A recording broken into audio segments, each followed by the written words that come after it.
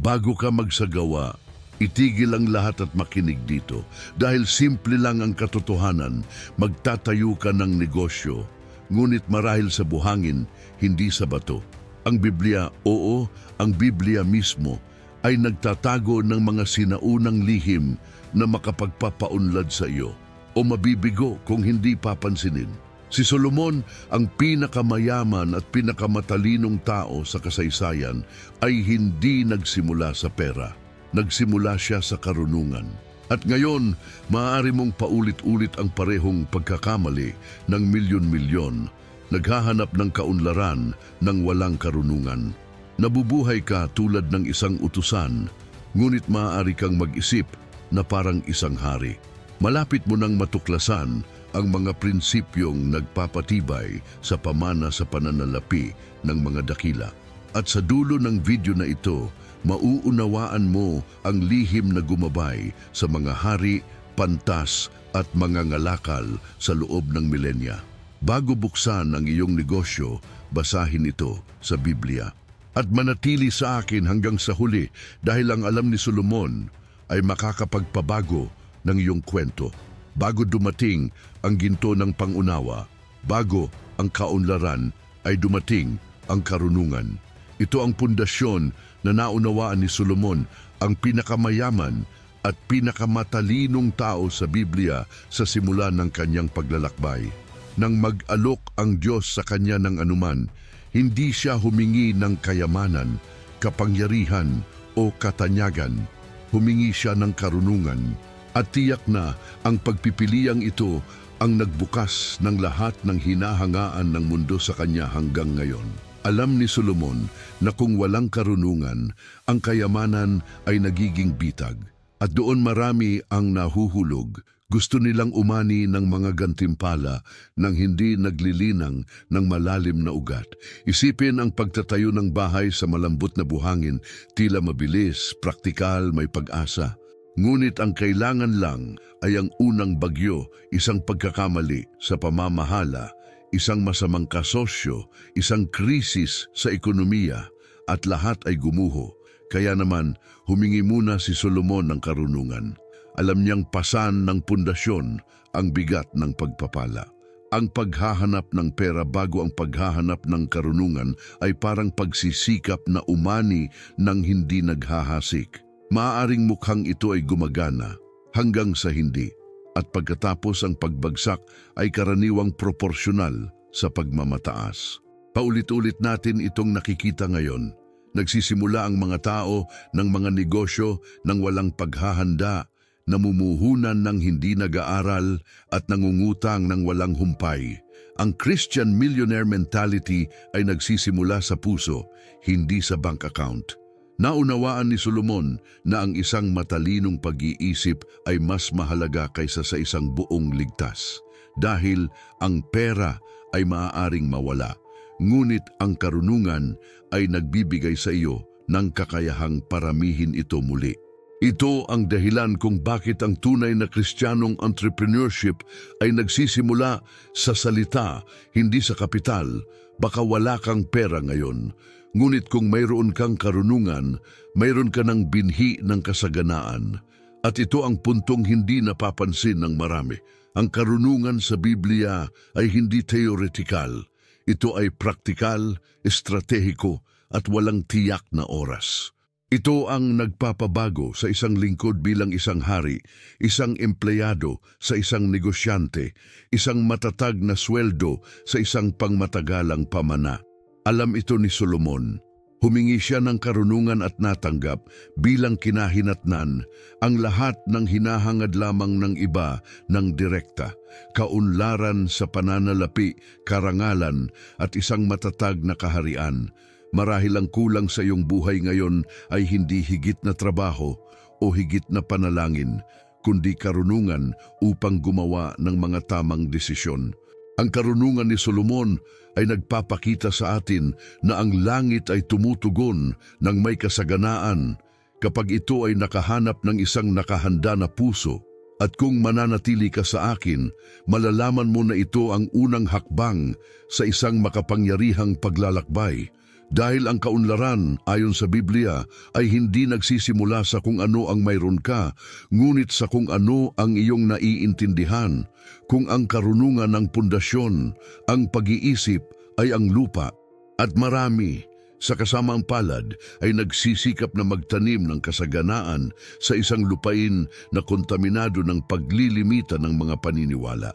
Si Solomon ay hindi lamang nag-iisip na parang isang hari. Siya ay kumikilos tulad ng isa. Ang kanyang paningin ay makalangit, ngunit ang kanyang mga aksyon ay madiskarte. Dito marami ang natitisod. Sila ay may pananampalataya, ngunit walang pag-iisip. Nananalangin sila para sa kayamanan, ngunit nag-iisip na parang mga lingkod. Malinaw ang Biblia kung paanong iniisip ng isang tao sa kaniyang puso, gayon siya. Itinuro ng Lucas Kabanata 16, versikulo 10, na ang sinumang tapat sa maliit ay magiging tapat din sa marami.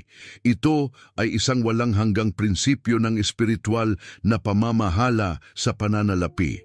Kung may maling namamahala sa kanilang sweldo, paano nila pamamahalaan ang isang negosyo? Kung sila ay gumastos ng pabigla-bigla sa maliit, ano ang kanilang gagawin ng may kasaganaan? Ang kaunlaran ay nangangailangan ng isip na hinubog ng responsibilidad, hindi kasakiman. Alam ni Solomon na ang malaking kayamanan ay nangangailangan ng malaking pagpipigil sa sarili. Sa makatuwid, bago magtayo ng mga templo, nagtayo siya ng isang panloob na istruktura. Sa pagsasagawa, ang pag-iisip ng kaunlaran ay hindi tungkol sa positibong pag-iisip. Ito ay tungkol sa matalinong pag-iisip. Ito ay tungkol sa pag-alam na ang tunay na kayamanan ay dumarating kapag iniayon mo ang iyong mga desisyon sa mga prinsipyo ng kaharian. Hindi sapat na mangarap ng malaki, kailangan mong umakyat sa hagdan ng may determinasyon. Hindi nakita ni Solomon ang kayamanan bilang isang wakas, ngunit bilang isang kasangkapan upang matupad ang isang layunin. At ang pangitaing ito ay gumawa ng lahat ng pagkakaiba. Ang mga naghahanap ng pera para sa katayuan ay mawawalan ng landas. Ang mga naghahanap ng yaman na may layunin ay nagtatayo ng isang pamana. Marami ang may pananampalataya na nagpapalipat-lipat ng mga bundok, ngunit nag-iisip pa rin na parang mga alipin ng sistema. Nagdarasal sila para sa kasaganaan, ngunit kumilos dahil sa takot sa pagkawala. Sinira ni Solomon ang cycle na ito dahil naunawaan niya na ang naglilimita sa kanila ay hindi ang kanilang bank account, ngunit ang kanilang mindset. Nag-isip siya ng malaki, ngunit kumilos ng may espiritual na pag-unawa. Ito ang Christian millionaire mindset na nagbabago ng buhay. Hindi ito tungkol sa pagkakaroon. Ito ay tungkol sa pagiging. Ito ay tungkol sa pagiging karapat-dapat sa pamamahala sa kung ano ang gustong ibuhos ng Diyos. Ang pag-iisip ng isang hari ay sinanay upang mamuno, gumawa ng malinaw na mga desisyon upang makita ang lampas sa sandali. Nais mo bang umunlad ayon sa mga prinsipyo ni Solomon? Pagkatapos ay suriin muna ang iyong isip. Sa tingin mo ba ay isang lingkod o tulad ng isang taong handang mamuno, mamuhunan at gumawa ng epekto? Manatili sa akin dahil sa susunod na punto, mauunawaan mo kung bakit mabilis na lumago ang ilang negosyo at mas mabilis na bumagsak. Kung ang karunungan na ito ay nakaantig sa iyong puso, mag-subscribe sa channel at ipagpatuloy ang paglalakbay na ito kasama namin. Dahil ang Diyos ay patuloy na nagsasalita sa pamamagitan ng karunungan ni Solomon. Nakakita ka na ba ng isang puno na lumaki ng napakabilis at pagkatapos ay nahulog sa unang hangin? Nangyayari ito dahil ang mga ugat nito ay hindi nakakasabay sa nakikitang paglaki nito. Sa negosyo, ganyan talaga. Ang ilang mga tao ay gustong lumaki ng magdamag, ngunit nakakalimutang bumuo ng isang istruktura. Hindi nagmamadaling itinayo ni Solomon ang kanyang imperyo. Itinayo niya ito ng may layunin. Naunawaan niya na ang kasaganaan ng walang paghahanda ay isang paanyaya sa kabiguan. At iyan ang dahilan kung bakit napakaraming tao ang nabigo kahit na pagkatapos ng paggawa nito. Nabubuhay tayo sa isang henerasyon na idolo ang bilis, instant na resulta at mabilis na kita. Ngunit ang tunay na paglago ay estratehiko, hindi pa bigla-bigla. Iyon ang dahilan kung bakit ang mga kumpanya ay ipinanganak araw-araw at nagsasara ng wala pang isang taon. Dahil sila ay itinatag sa ambisyon, ngunit walang karunungan. Ang paglago na walang pundasyon ay parang pagpapalaki ng lobo ng labis, mukhang kahanga-hanga, ngunit ang kailangan lang ay isang butas para sumabog ang lahat. Alam ito ni Solomon, kaya nga sa bato siya nagtayo, hindi sa buhangin. Sa pagsasagawa, ang ibig sabihin nito ay kailangan mong matuto ng kaunti bago ka mangarap ng marami. Gusto mo bang maging milyonaryo? Pagkatapos ay pamahalaan ang ilang dolyar na mayroon ka ng maayos. Gusto mo ng scalable na negosyo? Magsimula sa simple, solidong sistema. Inorganisa ni Solomon ang kaharian ng may katumpakan na lumikha ng mahusay na mga estrukturang administratibo bago palawakin ang kanyang mga nasasakupan. Ito ang estratehikong paglago ng karunungan sa Biblia, hakbang-hakbang na may matatag na pundasyon, walang pagmamadali, ngunit may direksyon. Hindi hinahatulan ng Biblia ang paglago, ngunit nagbabala ito laban sa walang kabuluhan ng paglaki para sa katayuan kaysa sa misyon. Pinarami ni Solomon ang mga mapagkukunan dahil ang kanyang pagpapalawak ay sinusuportahan ng istruktura. Gumawa siya ng mga madiskarteng alyansa, namuhunan ng matalino at alam kung kailan siya uusad. Ngayon, maraming gustong umakyat sa hagdan, ngunit hindi nila kakayanin ang bigat ng tuktok. Gusto nilang dumami bago matutunan kung paano ito mapanatili. At iyon ang dahilan kung bakit ang mentalidad ng milyonaryo ay kailangang samahan ng mahusay na pamamahala. Kung talagang gusto mong umunlad ayon sa Biblia, huminto sa pagtakbo ng walang patutunguhan. Mas mabuting lumaki ng dahan-dahan at magtiis kaysa mabilis na sumabog at mawala. At ang pagsasalita tungkol sa pagiging permanente sa susunod na punto, mauunawaan natin kung bakit hindi sapat na magsumikap lamang. Kailangan mong malaman kung paano magtrabaho ng may disiplina at katalinuhan. Dahil si Solomon ay hindi umunlad sa pamamagitan ng pagsisikap, ngunit sa pamamagitan ng sistemang kanyang nilikha. Matapos maunawaan na ang paglaki ng walang pundasyon ay isang panganib, dapat nating harapin ang isa pang maling kuro-kuro, paniniwalang sapat na ang talento. Ito ay hindi. Alam ni Solomon na hindi sapat ang pagkakaroon ng mga regalo. Kailangan mong dalubhasain ang iyong sariling mga gawi. Ang talento ay maaaring magbukas ng mga pinto, ngunit ang disiplina lamang ang nagpapanatili sa iyo doon. Kaya naman ang mundo ay puno ng matatalinong tao na hindi umuunlad. Marami silang alam, ngunit walang ginagawa ng tuloy-tuloy. Samantala, ang disiplinado ay namumuo sa katahimikan at umaani ng sagana. Ang aklat ng kawikaan ay puno ng mga babala tungkol sa katamaran at kawalan ng pokus. Isa sa pinakamakapangyarihang payo ni Solomon ay, "Pumunta ka sa langgam, ikaw na tamad." Ang langgam ay hindi naghihintay ng motibasyon. Ito ay kumikilos araw-araw, tahimik na may layunin. Sa mundo ng negosyo ayon sa Biblia, ang pagkakapare-pareho ay mas mahalaga kaysa sa panandaliang henyo.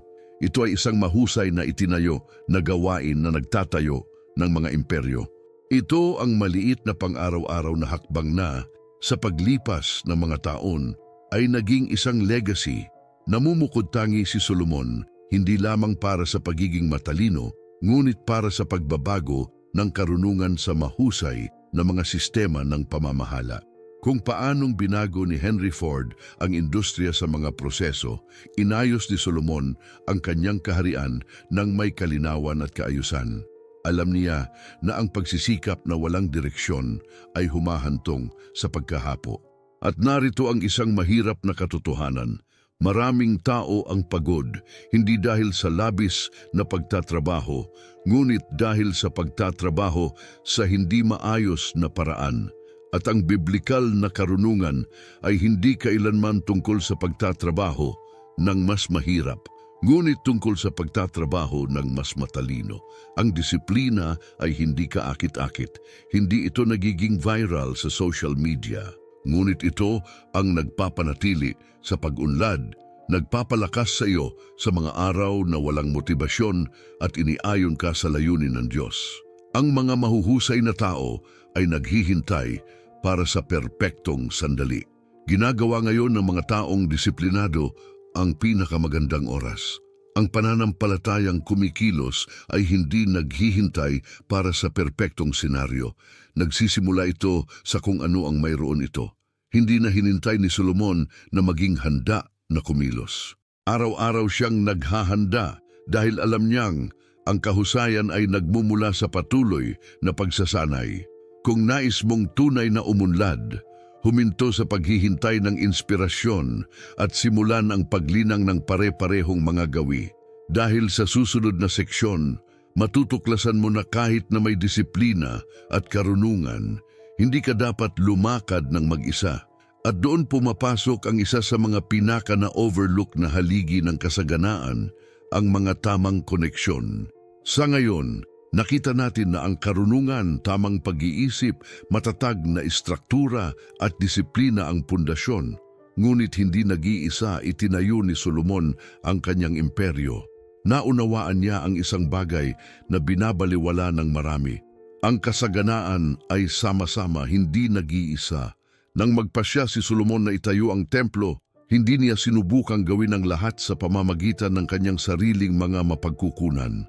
Nakipag-alyansa siya kay Haring Hiram ng Tiro at dahil doon nakuha niya ang pinakamagagandang kahoy na sedro noong panahong iyon. Malinaw ang aral. Ang mga tamang koneksyon ay maaaring magdadala sa iyo sa mga lugar na hindi kaya ng pera. Ngayon, maraming mga negosyante ang nag-iisip na ang tagumpay ay isang solong paglalakbay. Iniisip nila na ang paghingi ng tulong ay nagpapakita ng kahinaan. Ngunit ang pinakamatalinong tao sa Biblia ay nagpapakita sa atin ng kabaligtaran. Pinalibutan ni Solomon ang kanyang sarili ng mga tagapayo, artisan at mga tagapangasiwa. Naunawaan niya na ang bawat tamang tao ay nagdaragdag ng halaga at nalalapat din ito sa iyong negosyo. Sino ang nasa paligid mo? Naglalakad ka ba sa mga nag-uudyok sa iyo o sa mga naglilimita sa iyo? Sinasabi sa Kawikaan 13:20, ang lumalakad na kasama ng mga pantas ay magiging matalino. Sa modernong mundo, ito ay isinasalin sa isang bagay na simple. Ang networking ay nakatagong kayamanan. Maraming negosyo ang nabigo, hindi dahil sa kakulangan ng mga ideya o produkto, ngunit dahil sa paghihiwalay.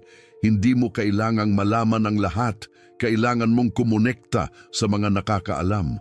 Hindi ginawa ni Solomon ang lahat, ngunit alam niya kung sino ang makakasama. At ang parehong naaangkop sa iyong paglalakbay, maghanap ng mga tagapayo, kasosyo, tagapayo.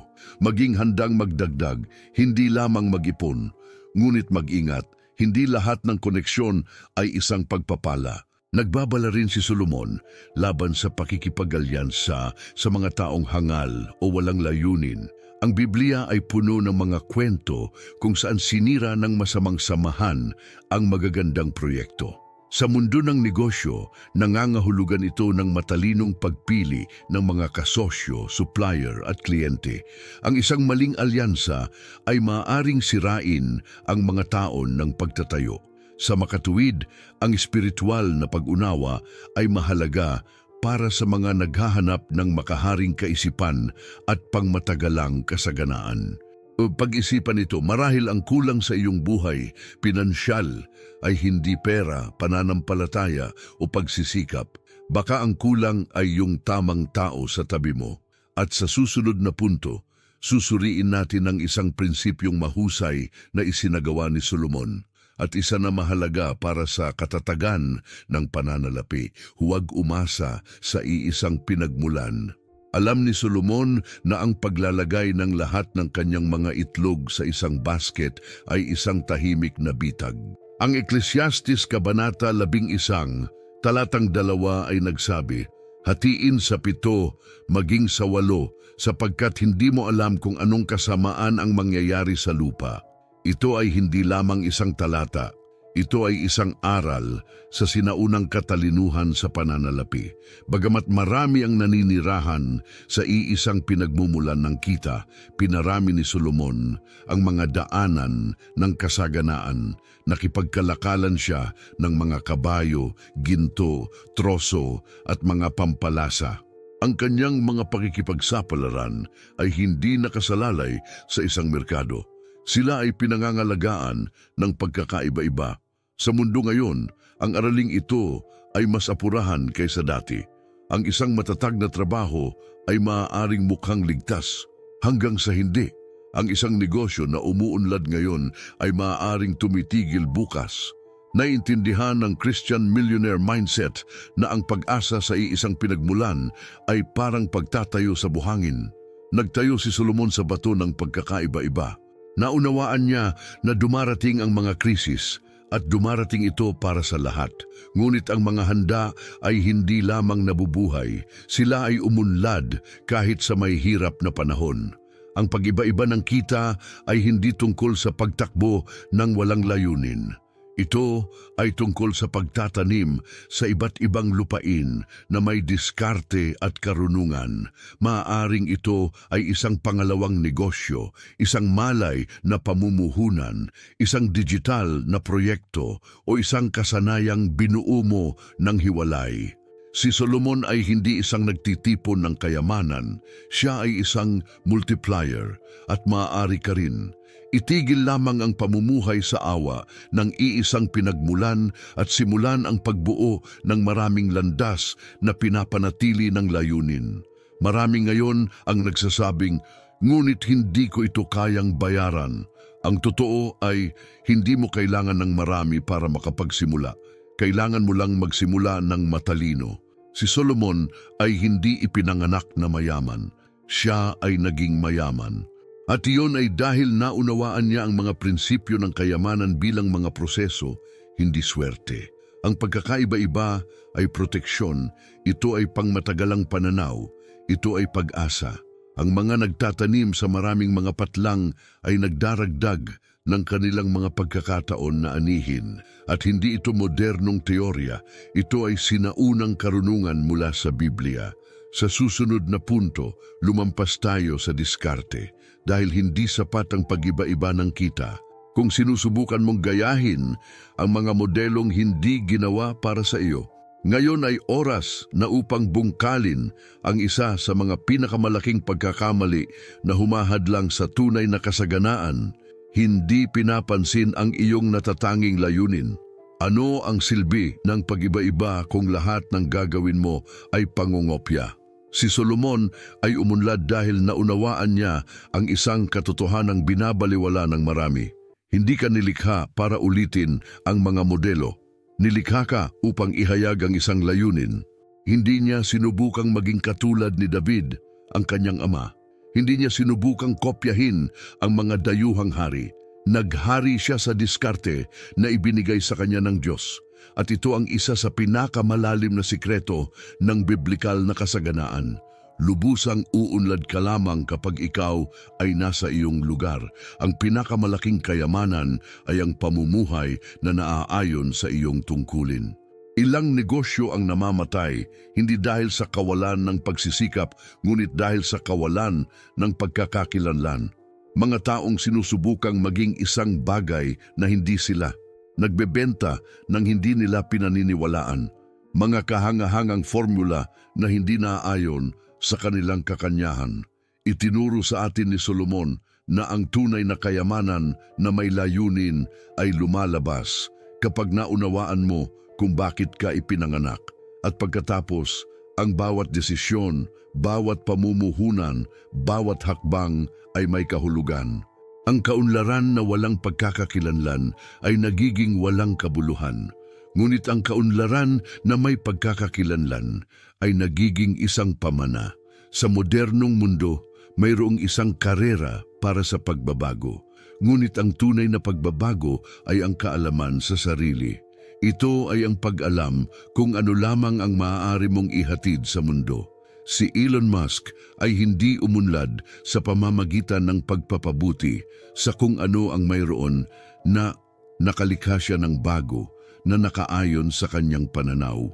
Ganon din ang ginawa ni Solomon. Nagtatag siya ng mga ruta ng kalakalan kung saan walang nakakita ng halaga, lumikha ng mga natatanging solusyong pang-administratibo at gumamit ng karunungan bilang isang pagkakaiba. At iyon ang mindset ng isang hari. Ang lumikha hindi lamang makipagkompetensya. Ang pagtuklas sa iyong natatanging layunin ay hindi mystical. Ito ay praktikal. Nasa iyong mga karanasan, iyong sakit, iyong mga kasanayan, kung ano ang nag-aalab sa iyong puso. Nandoon ang iyong market differentiation. At kapag pinagsama mo ang pagkakaibang iyon sa karunungan sa Biblia, magsisimula kang bumuo ng isang bagay na hindi maaaring kopyahin ng algorithm. Si Solomon ay hindi umunlad sa pamamagitan ng paggaya. Siya ay umunlad sa pamamagitan ng pagsunod sa disenyo na inilagay ng Diyos sa loob niya. Ngayon isipin, ilang taon ka bang nag-aksaya ng pagsisikap na umangkop sa mga ideya ng ibang tao? Panahon na upang ihinto ang pagsunod sa karamihan at simulan ang pagsunod sa iyong pagtawag. Dahil sa susunod na seksyon, mauunawaan mo kung bakit pati ang mayayaman ay nabigo kapag nakalimutan nila ang tunay na dahilan kung bakit sila pinagpala ng Diyos. Ang kasaganaan na walang layunin ay isang mapanganib na ilusyon. Si Solomon ay nakaipon ng mas maraming ginto kaysa sa iba pang hari sa kanyang panahon, ngunit sa pagtatapos ng kanyang buhay, nag-iwan siya ng isang pagmuni-muni na umabot ng maraming siglo. Walang kabuluhan ng mga walang kabuluhan, ang lahat ay walang kabuluhan. Naunawaan ng pinakamarunong at pinakamayamang tao sa Biblia na ang kasaganaan na walang layunin ay nagiging kawalan. Ito ang pagkakaiba sa pagitan ng kayamanan na may layunin at walang kabuluhan sa pananalapi. Ang dating ay nagtatayo, ang huli ay humahanga lamang. Nagpapala ang dating, ang huli ay kumakain at madaling mawala kapag ang ginto ay nagsasalita ng mas malakas kaysa sa misyon. Ngayon ay nabubuhay tayo sa isang kultura na idolo ang hitsura. Ang social media ay puno ng ostentation, mga kotse, biyahe, relo, mansyon. Ngunit sa likod ng maraming larawan ay may utang, pagkabalisa at kawalan ng kapanatagan. Hindi nagtayo si Solomon para magpahanga, nagtayo siya para immortalize. Ang templong kanyang itinayo ay hindi lang maganda. Ito ay sagrado, ito ay functional, ito ay prophetic. Ito ang pattern ng isang matalinong milyonaryo. Ang pagbabago ng kayamanan sa isang legacy, hindi isang pagpapakita. Ito ang dahilan kung bakit ang karunungan sa Biblia ay laging nag-uugnay ng kasaganaan sa intensyon. Binanggit ito ni Jesus sa talinghaga ng mga talento. Hindi sapat na magkaroon. Dapat mong paramihin ang mga ito ng may layunin. Ang mga naglilibing ng mga mapagkukunan dahil sa takot o pagkamakasarili ay pinagagalitan. Ang mga gumagamit ng mga ito para magkaroon ng epekto ay itinataguyod. Si Solomon ay umunlad dahil ang kanyang kayamanan ay nagsilbi ng isang layunin na higit sa kanyang sarili. Ang tanong na umaalingaw-ngaw hanggang ngayon ay, ano ang iyong itinatayo gamit ang inilagay ng Diyos sa iyong mga kamay? Ang kayamanan na walang direksyon ay parang ilog na walang pampang. Ito ay sumisira sa halip na nagpapalusog. Marami ang nagbibigay katwiran sa kanilang paggastos sa pagsasabing gusto ng Diyos ang pinakamabuti para sa kanila. Ngunit nabubuhay sila na nakulong sa mga siklo ng pagkonsumo, paghahambing at emosyonal na kawalan. May malinaw na payo si Solomon para sa henerasyong ito. Hanapin ang karunungan bago maghanap ng karangyaan. Mamuhay ng may layunin bago subukang mapabilib ang mundo. Dahil ang kaisipan ng isang tunay na hari ay hindi nabubuhay para sa palakpakan. Ito ay nabubuhay upang matupad ang layunin nito. Ngayon na naiintindihan mo na ang kasaganaan ay hindi para ipakita, ngunit para sa serbisyo, handa ka na para sa susunod na hakbang. Dahil hindi sapat ang pag-unawa sa layunin, kailangan mong malaman kung paano iayon ang pananampalataya sa pagkilos. Sa susunod na seksyon, aalisin natin ang isa sa pinakamalaking alamat tungkol sa pera at espiritualidad. Ang Diyos ay hindi laban sa kayamanan. Laban siya sa pagmamahal sa pera. Isa sa pinakamalaking maling akala na pumipigil sa maraming Kristiyano na umunlad ay ang paniniwalang ang pera ay kaaway ng pananampalataya. Ngunit ang katotohanan ay na ang Diyos ay hindi kailanman laban sa kayamanan, siya ay palaging laban sa pag-ibig sa pera. Ang pera sa kanyang sarili ay neutral. Ang delikado nito ay ang lugar na nasa puso nito. Si Solomon ay napakayaman, pinagpala ng Diyos mismo, ngunit alam niya na ang tunay na seguridad ay wala sa ginto, ngunit sa banal na presensya. Ang problema ay hindi pagkakaroon ng mga mapagkukunan. Ang problema ay kapag nagsimulang angkinin ka ng mga mapagkukunan. Ang Biblia ay puno ng mga halimbawa ng maunlad na mga lalaki at babae na ginamit ang kanilang kayamanan para luwalhatiin ang Diyos at pagpalain ang iba. Ang isang halimbawa ay si John D. Rockefeller, isa sa pinakamayamang tao sa modernong kasaysayan. Mula sa murang edad, gumawa siya ng kanyang mga desisyon sa negosyo batay sa panalangin, ay isang tapat na tither at pinundohan ang mga ospital, universidad at panlipunang layunin. Ang kanyang halimbawa ay isang paalala na ang pananampalataya sa pagkilos ay hindi umiiwas sa pera, tinutubos nito ang pera ng may layunin. Ito ang ginawa ni Solomon noong ginamit niya ang kanyang kayamanan sa pagtatayo ng templo. Namuhunan siya sa walang hanggan.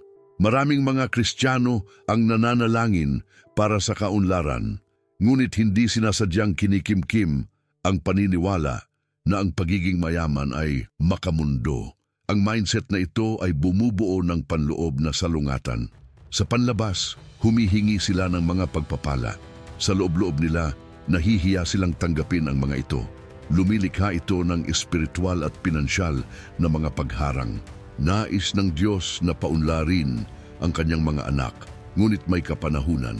Ang tunay na espiritual na edukasyon sa pananalapi ay nagsisimula kapag naunawaan natin na ang kayamanan ay mga kasangkapan, hindi mga tropeo. At kung mas handa tayong pamahalaan ang mga ito, mas nagtitiwala siya sa atin. Sumulat si Apostol Pablo, ang pag-ibig sa salapi ang ugat ng lahat ng kasamaan, hindi ang pera mismo. Ang pagkakaiba ay namamalagi sa focus. Naghahanap ka ba ng pera o ang layunin na maibibigay nito? Hindi kailanman iniidolo ni Solomon ang kanyang kayamanan. Alam niyang mas malaki ang kanyang misyon. At ang espiritual na pag-unawa na ito ang naghihiwalay sa mga yumaman sa karunungan mula sa mga nawawala sa kanilang sarili sa walang kabuluhan. Ito ay hindi tungkol sa pagkakaroon ng higit pa. Ito ay tungkol sa pag-alam sa dahilan ng kung ano ang mayroon ka. Ngayon na naiintindihan mo na ang kayamanan ay hindi ang kaaway ng pananampalataya, ngunit sa halip na dapat itong gabayan nito, oras na upang tumingin sa loob. Sapagkat ang kasaganaan, ayon sa Biblia, ay nagsisimula sa may kamalayan na mga pagpili na nakahanay sa walang hanggang layunin. At kung ano ang gagawin mo sa lahat ng ito mula ngayon, matutukoy ang legacy na iiwan mo. Ilang desisyon ang ginagawa mo araw-araw. Walang karunungan, ilang beses ka nang gumawa ng mga shortcut para lang bumalik sa kung saan ka nagsimula. Ang katotohanan ay marami ang nag-iipon ng utang kapag sila ay nakakaipon ng karunungan. Sinisikap nilang bumuo ng kayamanan, Ngunit hindi muna nilalatag ang pundasyon. Hindi lang naalala si Solomon bilang pinakamayaman, naalala niya kung paano niya ginamit ang natanggap niya. Ginawa niyang templo ang ginto. Ginawa niyang sistema ang karunungan. Ginawa niyang pagkilos ang pananampalataya. Ngayon tingnan mo ng tapat ang iyong buhay. Nabubuhay ka ba para mag-ipon o para magkaroon ng epekto? Hindi tayo tinatawag ng Biblia na ulitin ang mga formula. Tinatawag tayo nito na mamuhay ng may layunin. Maaari kang magpatuloy sa pagtatayo sa buhangin o maaari kang pumili ngayon na magtayo sa ibabaw ng bato. Ang Diyos ay naglabas na ng karunungan, patnubay at mga simulain, ngunit nasa iyo ang pagkakapit nito. Babaliwalain mo ba ang payo ng pinakamatalinong tao sa Biblia? O sisimulan mo bang gamitin ito para baguhin ang iyong kwento? Kung nakausap ka ng content na ito, mag-subscribe sa channel ngayon, i-activate ang bell at ibahagi ito sa isang taong kailangang makarinig ng katotohanan ito. Sa susunod na mga video, patuloy nating aalamin ang mga sinaunang lihim ni Solomon para sa pagpapayaman ng may layunin, pagbuo ng isang pamana at pamumuhay ng matalino. Kung na ngayon naiintindihan mo na ang pag-unlad ay higit pa sa paggawa ng pera, kaya ipahayag sa mga komento kung ano lamang ang matatalinong tao ang may lakas ng loob na sabihin, sumulat. Pinipili kong magtayo sa bato dahil ang desisyong ito ang naghihiwalay sa mga nakikinig, sa mga namumuhay ng karunungan.